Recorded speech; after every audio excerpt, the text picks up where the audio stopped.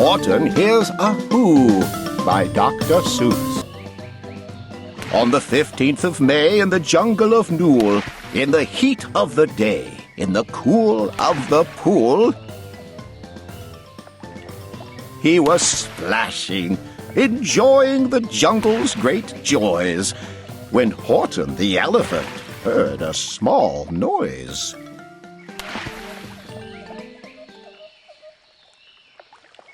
So Horton stopped splashing. He looked toward the sound. "That's funny," thought Horton. "There's no one around." Then he heard it again, just a very faint yelp, as if some tiny person were calling for help.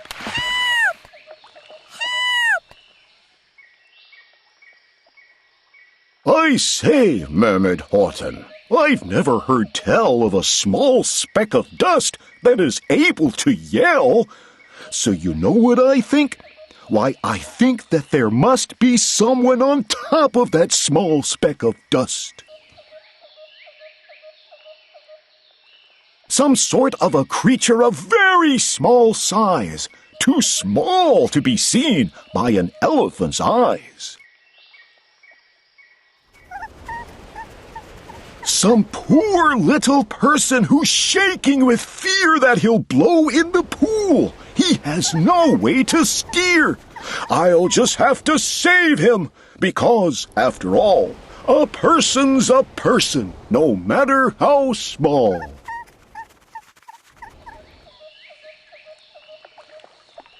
So gently, and using the greatest of care, the elephant stretched his great trunk through the air.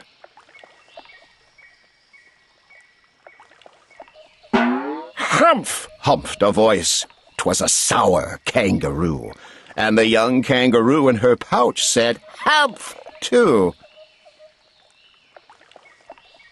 "Why, that speck is as small as the head of a pin. A person on that? Why, there never has been." "Believe me," said Horton, "I tell you sincerely, my ears are quite keen, and I heard him quite clearly. I know there's a person down there, and what's more, quite likely there's two, even three, even four, quite likely—"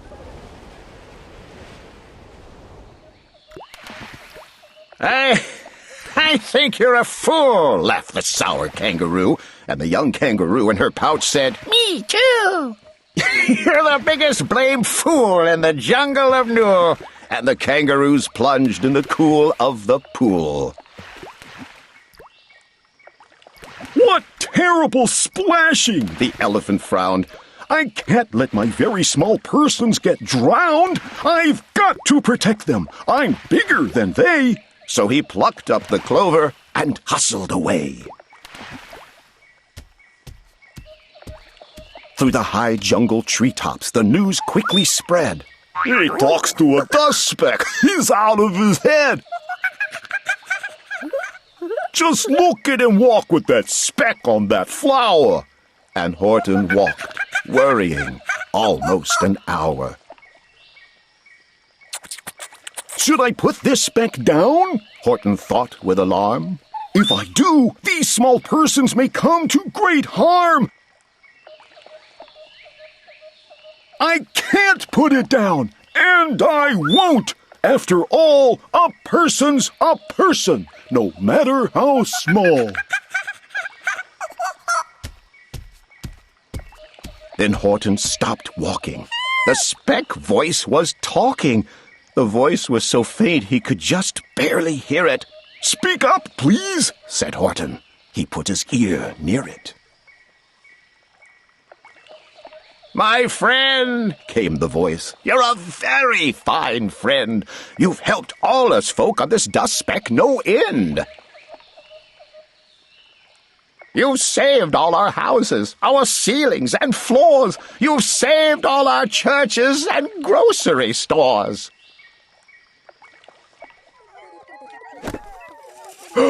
"You mean," Horton gasped, "you have buildings there too?"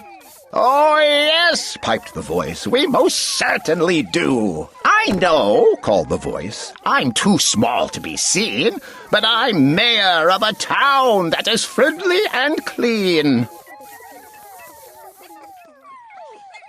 My town is called Whoville, for I am a Who, and we Whos are all thankful and grateful to you." But just as he spoke to the mayor of the speck, 3 big jungle monkeys climbed up Horton's neck.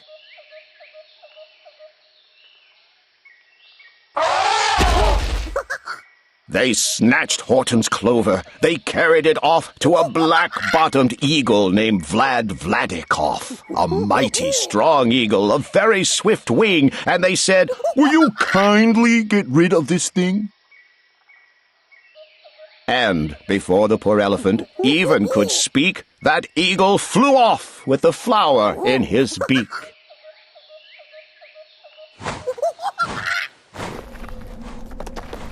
All that late afternoon and far into the night, that black-bottomed bird flapped his wings in fast flight,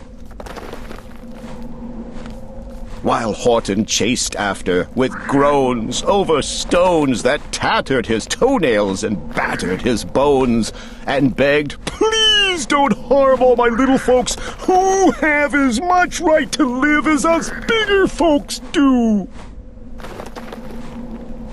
But far, far beyond him that eagle kept flapping, and over his shoulder called back, "Quit your yapping! I'll fly the night through! I'm a bird! I don't mind it! And I'll hide this tomorrow where you'll never find it!"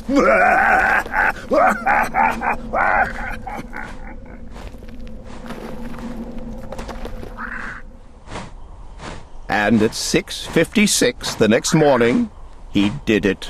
It sure was a terrible place that he hid it. He let that small clover drop somewhere inside of a great patch of clovers 100 miles wide.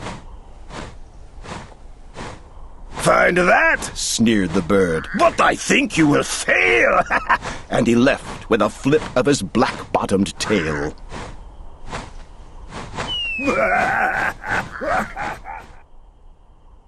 "I'll find it!" cried Horton. "I'll find it or bust! I shall find my friends on my small speck of dust." And clover by clover by clover with care, he picked up and searched them and called, "Are you there?" But clover by clover by clover, he found that the one that he sought for was just not around. And by noon, poor old Horton, more dead than alive, had picked, searched, and piled up 9,005. Then, on through the afternoon, hour after hour, till he found them at last, on the 3,000,000th flower. "My friends," cried the elephant, "tell me, do tell! Are you safe? Are you sound? Are you whole? Are you well?" From down on the speck came the voice of the mayor. "We've really had trouble, much more than our share. Our teapots are broken, our rocking chairs smashed, and our bicycle tires all blew up when we crashed." "Of course," Horton answered. "Of course I will stick. I'll stick by you small folks through thin and through thick." "Humph," humphed a voice. "For almost 2 days you've run wild and insisted on chatting with persons who have never existed. And I'm here to state," snapped the big kangaroo, "that your silly, nonsensical game is all through." And the young kangaroo in her pouch said, "Me too."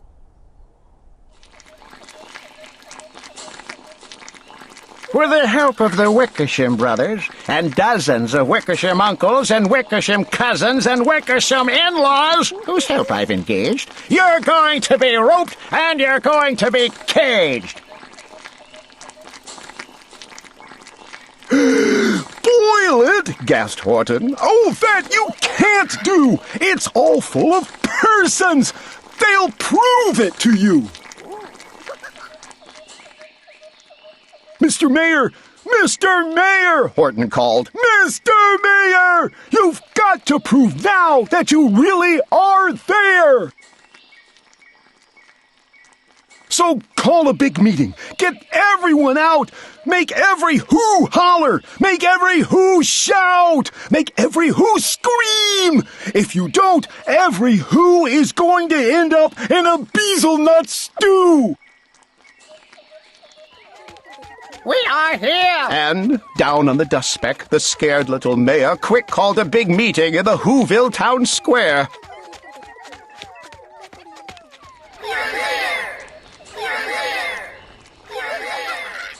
The elephant smiled. That was clear as a bell. You kangaroo surely heard that very well. All I heard, snapped the big kangaroo, was the breeze and the faint sound of wind through the far distant trees.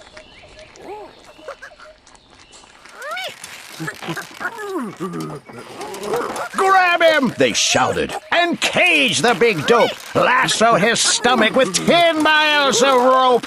Tie the nuts tight so he'll never shake loose. Then dunk that dumb speck in the beezelnut juice. They beat him. They mauled him. They started to haul him into his cage, but he managed to call to the mayor, "Don't give up! I believe in you all! A person's a person, no matter how small!" And you very small persons will not have to die if you make yourselves heard. So come on now and try! The mayor grabbed a tom-tom. He started to smack it. And all over Whoville, they whooped up a racket. They rattled tin kettles. They beat on brass pans, on garbage pail tops and old cranberry cans.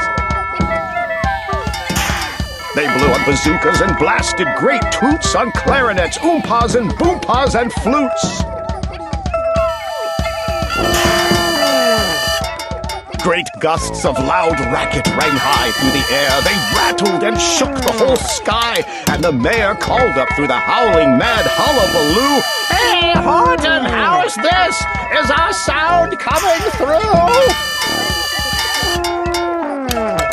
And Horton called back, "I can hear you just fine, but the kangaroo's ears aren't as strong quite as mine.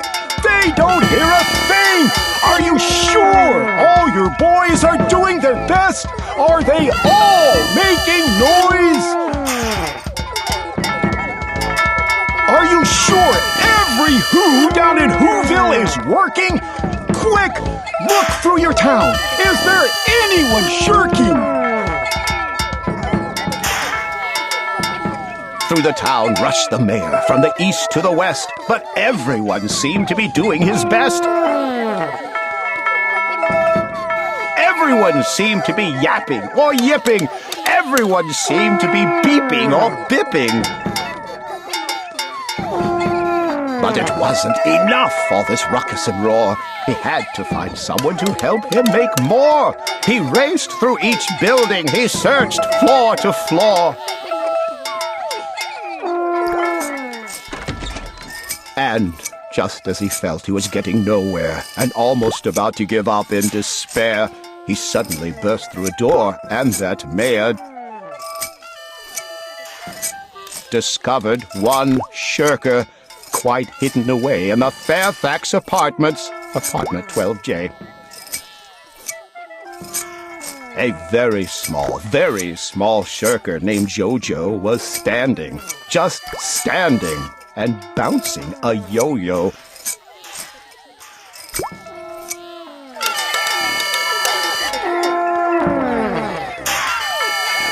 and he climbed with the lad up the Eiffelberg Tower. This, cried the mayor, is your town's darkest hour. The time for all who's who have blood that is red to come to the aid of their country, he said. We've got to make noises in greater amounts. So open your mouth, lad, for every voice counts. Thus he spoke as he climbed. When they got to the top, the lad cleared his throat and he shouted out, Yap! Yap! And that yop, that one small extra yop, put it over. Finally, at last, from that speck on that clover, their voices were heard. They rang out clear and clean, and the elephant smiled. Do you see what I mean? They've proved they are persons, no matter how small, and their whole world was saved by the smallest of all. How true! Yes, how true, said the big kangaroo. And from now on, you know what I'm planning to do? From now on, I'm going to protect them with you. And the young kangaroo in her pouch said, Me too! From sun in the summer, from rain when it's fallish, I'm going to protect them, no matter how smallish.